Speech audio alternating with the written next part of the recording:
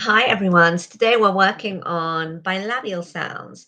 So bilabial means both lips. So literally bi and labial. Okay. The interesting thing about these movements that are required for these sounds is that we mustn't focus on them. And this is probably one of the most simplest and the most complicated at the same time concepts to grasp, that we make a movement, but our focus must never be at the front of the mouth. Okay.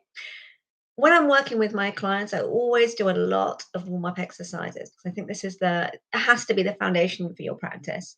And when you do a warm up, it helps you to utilize the muscles that are required for nice, clear, well pronounced speech. And it also helps you to improve your resonance. Now, your resonance needs to be in the cavities in the back of the mouth and the throat for British English. Really, really important. So, before we begin, we're going to do a warm up. And as we do this warm up, I'm going to explain to you the benefits for these specific sounds we're working on today, which is the oo sound, as in words like when, whether, and wise, and the sound, as in words like many, mess, and most. Okay. And always make sure that you look at my lips when I'm practicing these kind of sounds, because yes, I am using both my lips, but there's something else that's going on as well. So you need to be a bit of a detective today and see if you can work it out. And if you do, just put it in the chat box before I tell you what's going on. Okay. So something's happening here. So every so often, I'm going to pronounce a word in the middle of our warm up. Okay. As I said, we need to make sure that our focus, our attention is on these cavities in the back of the mouth. So what I call the cave area. I call it the cave area because you need to expand it much more than you are currently. And the throat. Okay. So it's pretty much like a cave. Imagine there's more space there than there would ordinarily be. And you can find this by yawning. So if you take a moment to yawn.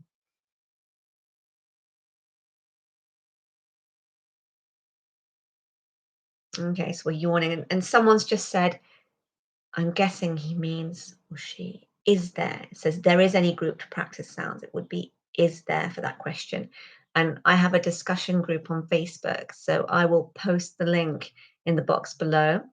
I also have a membership site, and we do two group sessions per month, and it's €19, by the way, per month. So I'll post a link for you to have a trial of that. And there's a session on Saturday if you want to come along, and you can obviously come as my guest. So that's an aside. So thank you, Gibbon. Okay, let's continue.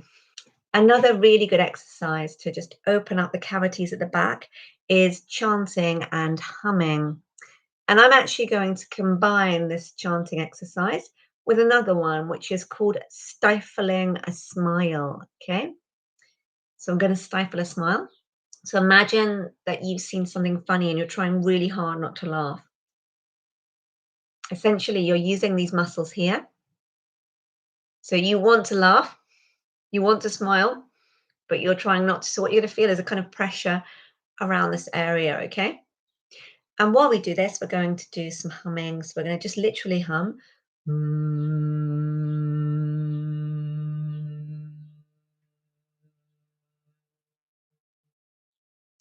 And now we're going to have a go at a few words. So you can say them aloud.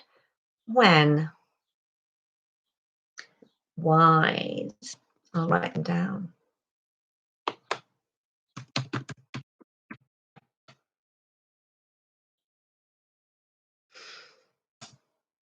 Weather, warm. Okay. I want to say a phrase. When the weather's warm, I often go out. When the weather's warm, I often go out. And if you can see what I'm doing, just post a message in the chat box. I'm going to tell you in a minute. Okay. So we're going to come back to the warm up, which is to stifle a smile and hum. Remember what I said earlier. Our focus needs to be on these cavities.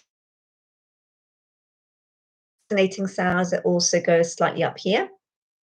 We must not focus on this area. Okay. When the weather's warm, I often go out. Now, I have an unstable connection apparently, so I'm reconnecting. So I'm really sorry if I've disappeared for a second. Just send me a message if I've gone or if you can see me. You can just let me know what's going on here. Can everyone hear me okay? Please message if you lost me for a second. Let me know. Okay, so we're coming back to this. When the weather's warm, I often go out. And now I'm going to come back to another exercise. We're going to lower the bottom jaw and hum. Thanks, Luca.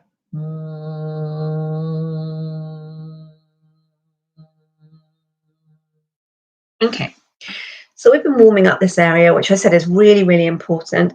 I'm going slowly today because I can't see what you're doing. So I don't know how advanced you are. And I'd rather really take my time. Make sure that you follow me with the warm up and have a go at repeating the sentences as well, okay? I'm also speaking a bit more slowly than I usually would, again, because I'm not sure of your level, okay? So again, being really like a detective and seeing if you can detect what I'm doing here, okay? Weather is always a topic of conversation. Weather's always a topic of conversation. Weather's always a topic of conversation. Okay, so I've got the W in weather and also in always, always. Okay, so no one's told me what I'm doing, so I'm going to tell you myself now.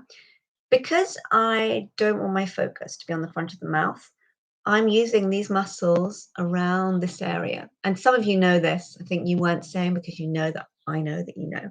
Okay, like Luca, for instance. We're using these muscles, and the reason we do this is because we want to take our attention away from the front. We also want to minimize the movement of the lips. So there is a movement of the lips, but it has to be very subtle, okay? When the weather's, when the weather's. And you probably notice I'm in my neutral position, which is the position that my mouth is generally in for speaking. And it kind of resembles Mona Lisa's smile. So think of Mona Lisa's very half smile, which is a bit like stifling a smile, isn't it? Okay. So even when my lips do come together, don't do that. Blah, blah, blah. We don't want to over focus on them. Look what happened when I focused on my lips. I stumbled. Okay. And that's what we don't want to do. Obviously, I'm just showing you mine. So when we focus on our lips, often they come far too far forwards. Okay. So we want to be pulling them back. And our focus wants to be more on this area. Okay. When the weather's, I can't remember my sentence now. What was it? When the weather's warm. When the weather's warm, I often go out. So I'm really pulling out of this movement. So there's a movement of the corners of the lips coming back, and then my lips slightly touch, they slightly come together. When the weather's warm. When the weather's warm. And my focus needs to be much more on these cavities in the back of the mouth and the throat. And like I said, the warm up's going to help here. You just have to keep coming back to the warm up. And the more you do the warm up, the more your speech is going to improve. So you actually want to do more warm up than practicing individual words or phrases. Like I was saying I did an Instagram video this morning, or probably about half an hour ago. And I was just saying exactly that. If you keep repeating the words, you're going to be repeating the same mistakes. So what you want to do is integrate as much warm up as possible. Obviously, the exercises I've just shown you are the appropriate warm up exercises for this sound and for these movements, these kind of bilabial sounds. Okay, so as I was saying, you want to utilize this area here. So there are two options for this in terms of warm up. One is the stifling a smile. Another is tongue boot camp, but it's really useful because you really activate all the muscles in the mouth. Okay, so we're going to do circular motions of the tongue around the outside of the teeth. So we're going to do 8 times in this direction.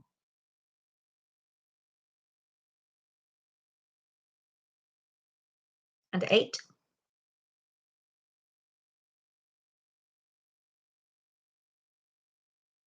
7.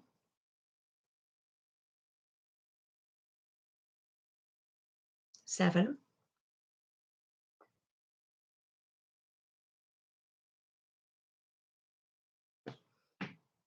And I'm just stifling a smile to reset after that because my mouth's gone crazy. All the muscles are crazy there.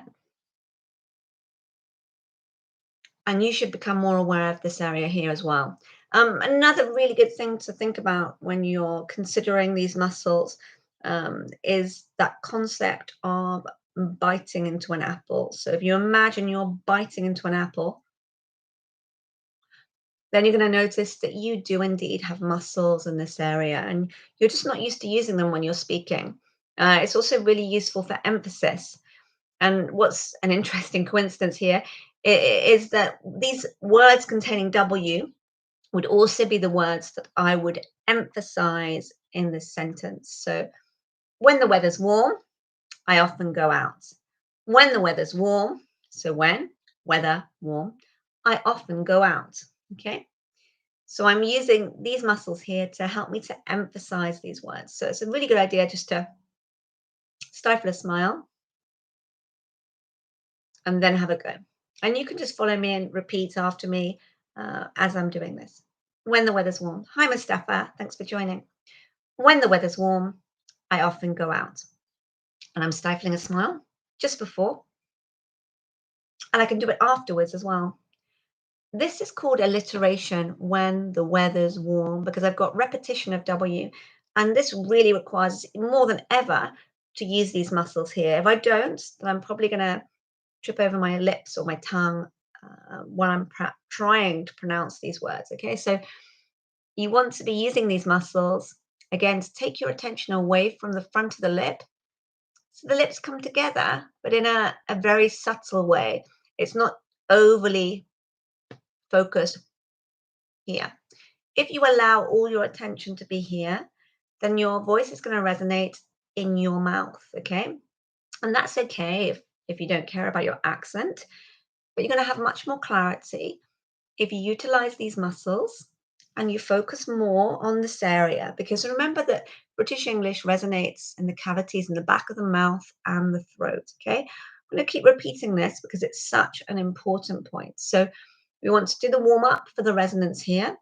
So we're always working on resonance, by the way. Whenever we focus or we study a consonant, we're obliged to focus on the resonance for the vowels because British English isn't about consonants. It's not a consonant focused language. It's a language that focuses on supporting and strengthening vowels and diphthongs. So everything we do is about strengthening and supporting these sounds. And we support a vowel or a diphthong by using these muscles in the jaw area. So that's why it's so important to more than ever come back to this because we have quite distracting sounds here with the lips. So the bilabial sounds are very distracting for us. When the lips come forwards, it can distract you from supporting the vowels and diphthongs, and that has to be your focus. So when someone has difficulty with a W or an M or any kind of bilabial sound, P, B, it's not the actual sound, it's the fact that they're failing to support the vowels and diphthongs, and this is required. So you really have to use this area here. So come back to the warm up and keep considering that. So I'm stifling a smile. I'm stifling a smile and humming.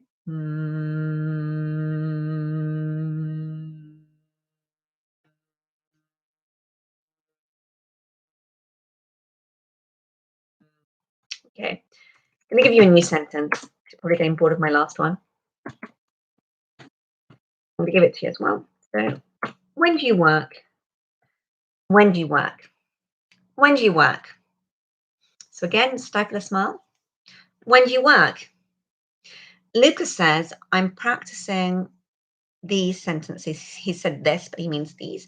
In front of a mirror with and without stifling a smile, and I can really see the difference. When the cheek and jaw muscles are engaged, the lips don't move forward so much. And I suppose it sounds better. Okay, great. So what you need to do now, Luca, is to record yourself. And rather than supposing, just check in and see whether you can see a difference, okay? And see which one you prefer. You'll get to a point in your practice, everyone, when you actually don't need to use the muscles as much. The reason we use the muscles more as a non-native speaker is because you're going against your natural reflex. So your natural reflex is going to be that your voice resonates more in your mouth. And so you have to counter that by really shifting backwards, okay? Yes, there are people in England who focus too much on their mouth, and it's distracting for us as a listener. your eye'll notice those movements more. And we don't want to be distracted by movements of the legs. We want to just notice what they're saying and not be distracted by funny movements or anything like that. Okay. So it doesn't mean to say that you can't have a British accent if this pronunciation isn't perfect or these movements are too strong. But what it does mean is that it might have an impact on your voice. Okay, so everyone's at a different level. But if you're a non-native speaker, you need to do it more than ever because it's probably perpetuating your native accent. So you really want to be focusing on this concept of support and practicing loads of chanting, humming. Singing is also excellent. So if you sing, you'll probably find that you've got a better ear, that you find speaking easier. That doesn't mean to say that someone who doesn't sing can't also achieve the same level. It just means you need to do lots of chanting and humming because the singing is a warm up. It's just the most incredible warm up because you're just focusing purely on this area. What I've noticed is that people who sing can often sing with zero accent in English. And I think that's quite incredible. And it's a really good point to remember when you're speaking. And that's purely the focus. They're purely focusing better here. When they speak, their weakness might be that their voice is a bit too soft because they're focusing here, which is excellent, but they don't have the support, and that's often what people are lacking before or without lessons. Okay, I'm going to move on. So I gave you a sentence which was, "When do you work?" And again, we've got repetition of W. So we just want to do this a little bit. We don't want to do it too much because, again, you don't want to be focusing too much on the mouth. You need to balance this use of the muscles with resonance in the throat area. So often just a little bit of pulling the cheeks in, the cheeks just coming against the outside of the teeth can be enough. Obviously, the position of you stifling a smile and the way it looks is dependent on the vowel, which is another very important thing to consider. So if my lips come forward slightly for a vowel, like for instance, let me think of one, um, wore, as in I wore that dress, wore. My lips come forward, so I'm going to feel that I'm stifling a smile more here. Whereas if I have another one, like for instance, um, wand, so a magic wand, I'm pulling the lips back here more, wand. And I'm going to notice that I'm pulling in here. So the use of the muscles really varies. We're doing all that we can to get the correct position for the vowel or the diphthong, whilst also using these muscles and pulling in slightly, okay? And that's where the difference occurs. I'm going to move on to M because it's slightly different. And that's mostly because the positioning of the lips is slightly different for an M. Typically, W is like this. So I have to push my lips forwards a tiny bit. There's a bit of a pout, whereas M doesn't need to do this at all. So, mm, mm. So just imagine you've seen something that looks quite delicious. Mm, mm, mm. And make that sound. And notice as well that these are voiced sounds. Mm, mm. And you might find that voiced element easier to make with one of those sounds than the other. Mm, mm, mm. Really important thing to consider. So I'm making this position, but I'm also getting resonance in my throat. So it's another really good warm up to do. And I'm going to give you a new sentence. Okay.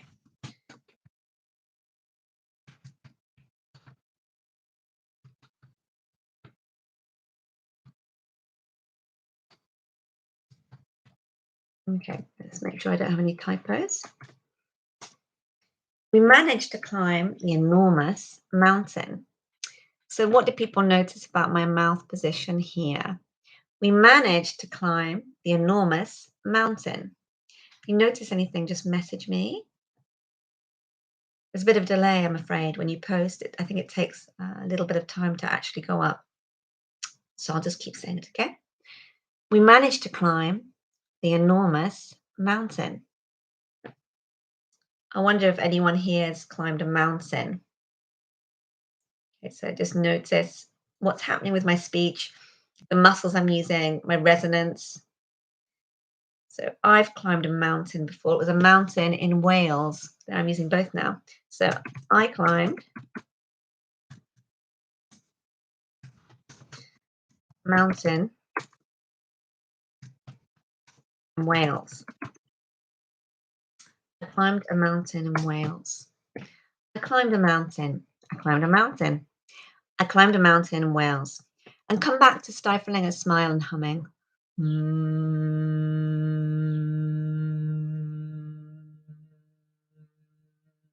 So really do lots and lots of chanting and humming to utilize this space. So most people don't use their throat enough. You really can't overdo it. So a British accent resonates so much here that also, even as a girl, my voice is quite low. Okay.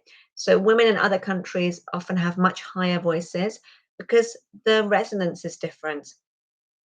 And this is something that a lot of people notice. Very, very low in this area. It also means that sometimes the voice can be almost a little bit husky as well, going into this area. And we can support the voice and stop it from being too kind of harsh or breaking by using these muscles here, okay? So thinking about the sound traveling into this area as well as this area. So not just directly here. And if you use your throat in too harsh a way, you can get a sore throat, you can lose your voice. So you really want to make sure you're supporting, and that just literally means using these muscles here. So there are so many reasons to use these muscles. So we're supporting vowels and diphthongs. We're protecting our voice from, from breaking, from losing it, from getting a sore throat. And we're also emphasizing important words. So really, this is one of the key strategies. So you're taking your attention away from the front of the mouth. Therefore, the words containing bilabial sounds are going to be better because your attention isn't too far forwards. You're supporting the vowels and diphthongs. You're also helping yourself to emphasize sounds, and you're stopping the air from passing too harshly over the vocal cords. So keep coming back to stifling a smile and humming. Mm. I climbed a mountain in Wales. I climbed a mountain in Wales. And then you can deepen the back of the mouth like a cave. And again, really feel that space. Notice its existence. Maybe you don't normally notice it. Maybe you're not so aware. So keep coming back to the warm up to remind yourself that space is there. And the more you use it, the more naturally your voice is going to travel to resonate there. And as I said earlier, at this stage, in fact, I have no idea what stage you're at, but if, for instance, you just started studying and you don't yet have a British accent, you're probably going to find that you need to use this concept of support a bit more than I would. So I can speak without too much use of this area. All that's going to happen is my voice is going to be a bit less clear. It's still going to resonate in this area. And it might be that it's a bit softer. And sometimes I won't actually use these muscles hardly at all. So when I wake up first thing in the morning, I'm probably sleepy. And when we're sleepy, we naturally don't tend to use our muscles. It's kind of a difference between walking, relaxing, meditating, and running. Okay. So when we run, we tend to activate all the muscles in the body, particularly the legs, the abdomen, and also the arms when we're running.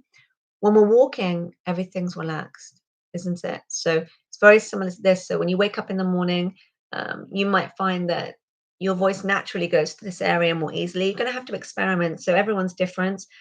Notice when your voice is at its best, okay? And notice what you're doing in those moments. I think relaxing is quite a good way to get the sound to go here as well. And again, the humming, the chanting. But also notice what happens when you do emphasize words. Do they resonate better? I have to give you these open-ended examples and open-ended information because I'm not there in front of you seeing what's going on with you. So I can't give you feedback. So you're going to have to be a bit analytical of your own speech. But like I said, the warm-up is the best correction you can get. So if you're working on your own and you're not sure whether the sound is good or not, you're not sure about your pronunciation, come back to the warm-up. Remind yourself, yes, I need to use these muscles here. Am I stifling a smile? Have I deepened the back of the mouth like a cave or yawned today? Have I chanted or hummed or sung? Because all those things are going to improve the quality of your voice. So I would say that if I do a warm up, my voice is going to be infinitely better. And this is me as a British speaker.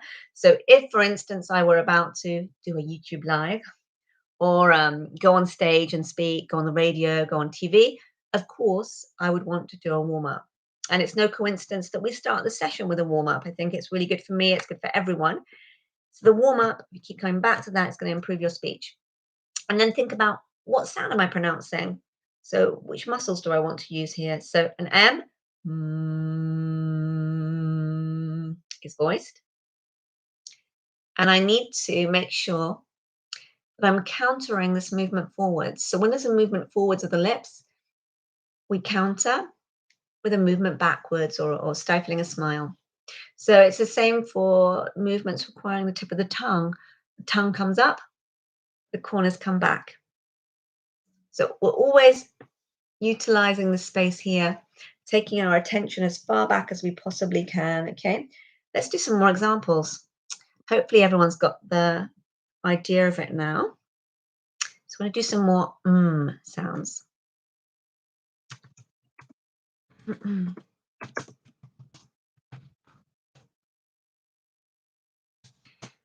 We met with the manager. So again, deepen the back of the mouth like a cave. Lower your bottom jaw and hum.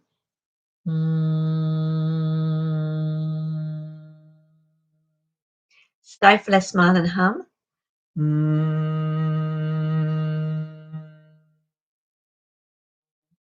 We met with the manager. We met with the manager. So deepen the back of the mouth like a cave. Stifle a smile. And now consider which words are most important. If you emphasize these words, then you could probably get away without using those little joining words between them.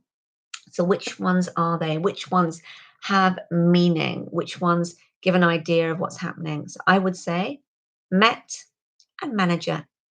If I just say those two words, you get the concept. We met with the manager. And here, which is very interesting, in connected speech, I'm not going to have a T there at the end of met. I'm going to have what's known as a glottal stop. And also, because I've got TH at the end of with and TH at the beginning of the, I only need to pronounce one TH so I can link those two. So it's going to end up sounding like with the manager, with the manager. And this is also another concept that's really important in British English. The fact that in connected speech, we lose or miss off sounds in words. It's whole syllables sometimes. So here it becomes, we met with the manager, met with the manager. We met with the manager. And it's totally accurate and correct.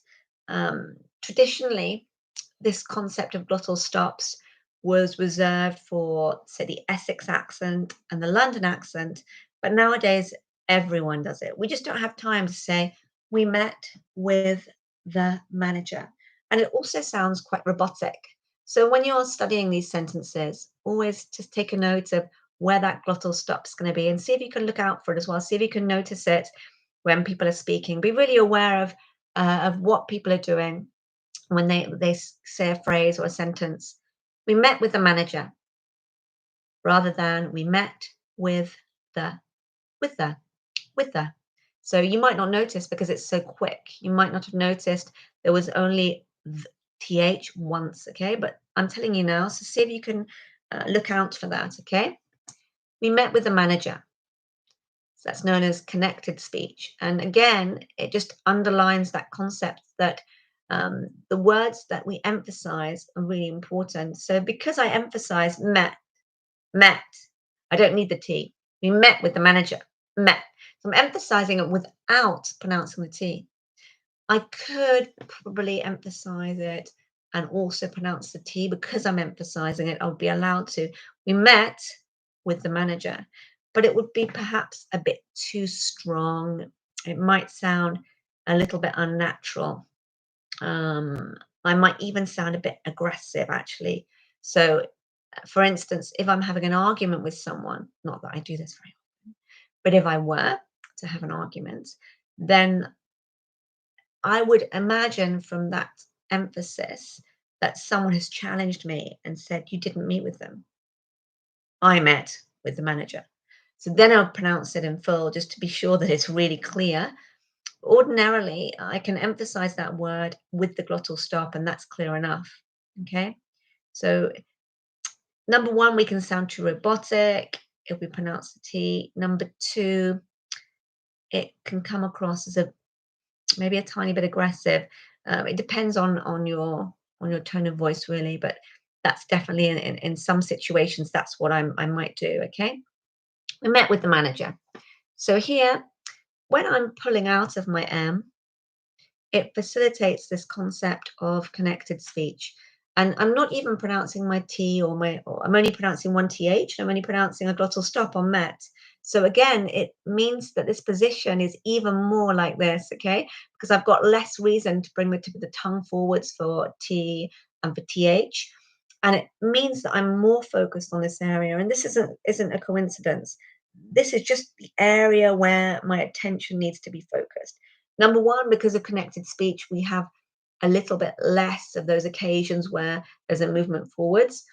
And number two, because we're speaking quickly, we're focusing more on flow and less on accuracy. Okay.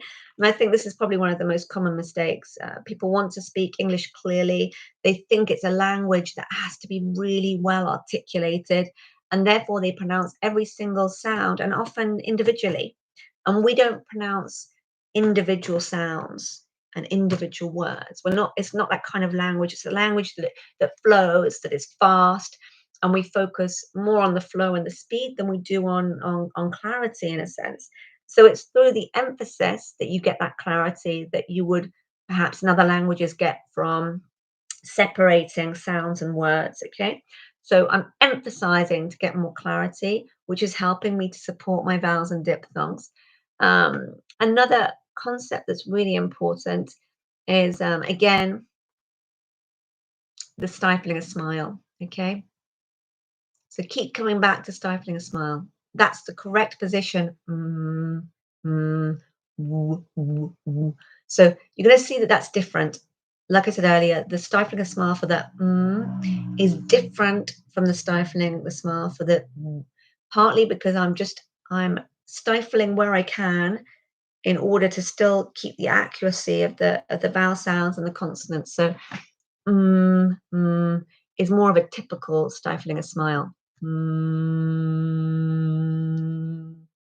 I'm basically stifling a smile and humming there. And I'm humming that sound. Whereas with it's a bit more awkward to create the sound, the voiced elements. And so I'm pulling in here more. I would say that I can feel this area of the inside of my mouth against the teeth. When? When did you meet with the manager? Okay, so we're going to combine them now. When did you? When did you? When did you?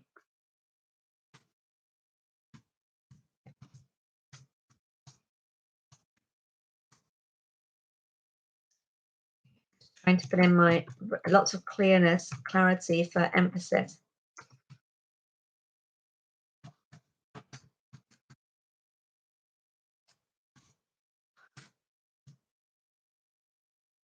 I'm going to write in capitals the words that I would emphasize. Okay. When did you meet with the manager? When? When did you meet with the manager? When? So I would say when I've got a W, I'm feeling a little bit more support around this area than when I've got a See if you can notice the same while you're practicing with an as in manager, manager, manager, manager. I perhaps don't quite feel as much as this area around here. When did you meet with the manager? Because I don't think I need to so much because I can pull backwards with the corners of the lips. It's easier for me to pull out of the So just notice the position of the lips.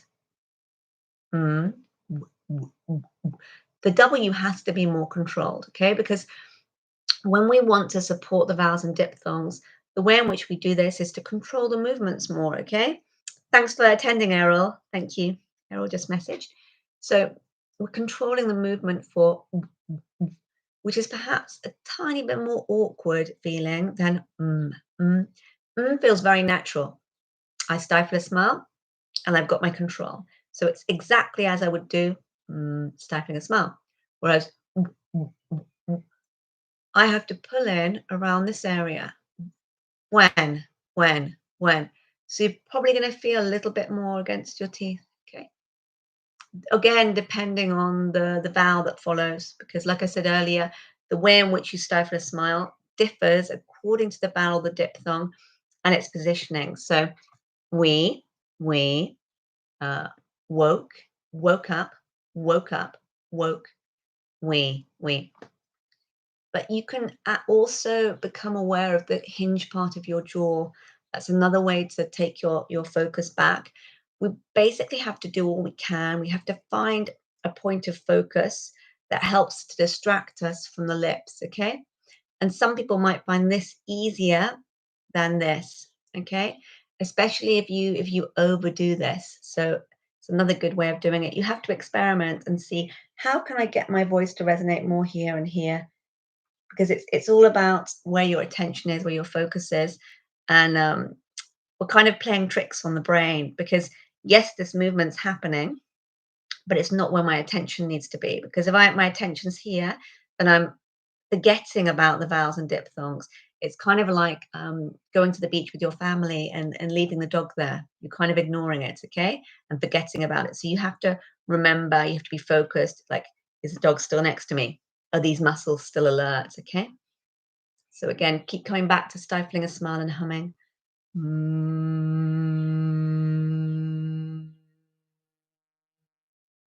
So your awareness needs to always be on supporting your vowels and your diphthongs. So if anyone doesn't know what a diphthong is, it's very similar to a vowel. It's the sound you hear in words.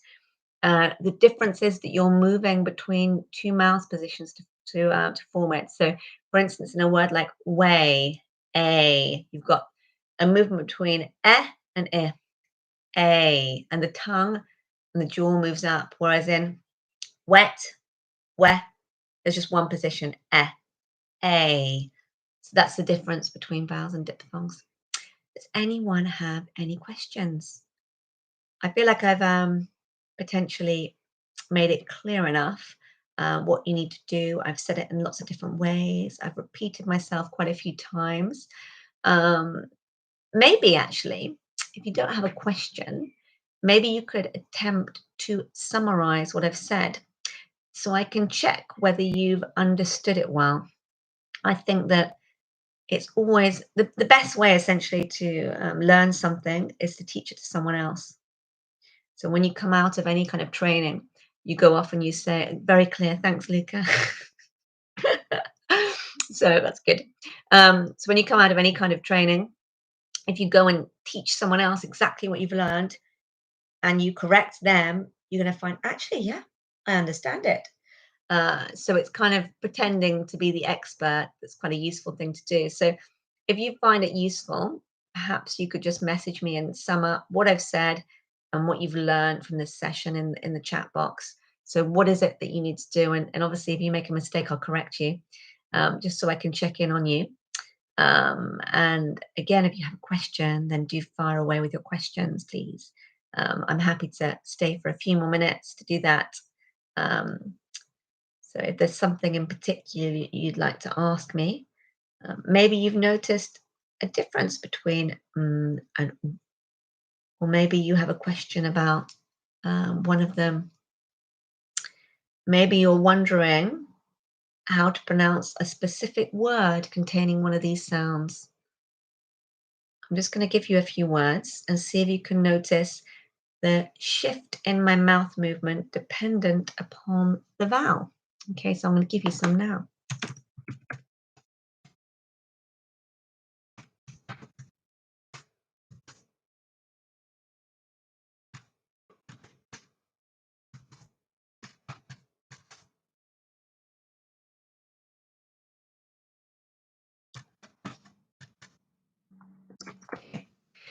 Mean, man, weak, work, wise,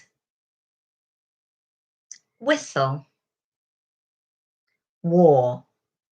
Notice a difference in the mouth movement between these two actually. War, as in I wore a coat, and weak.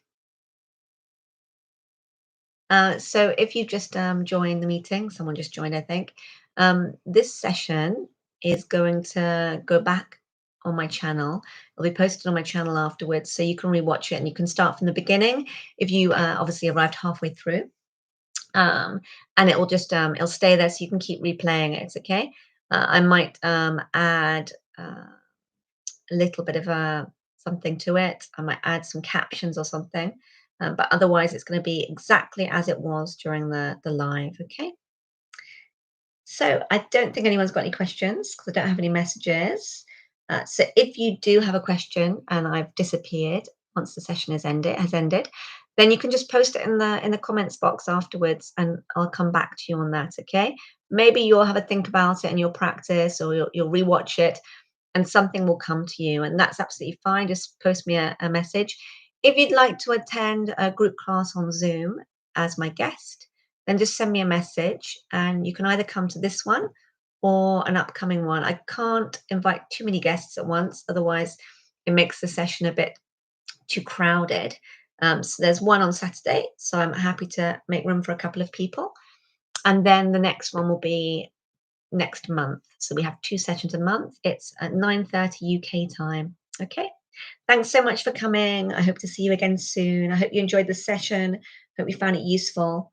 And perhaps I'll see you on my live Zoom call. Thanks so much. Bye.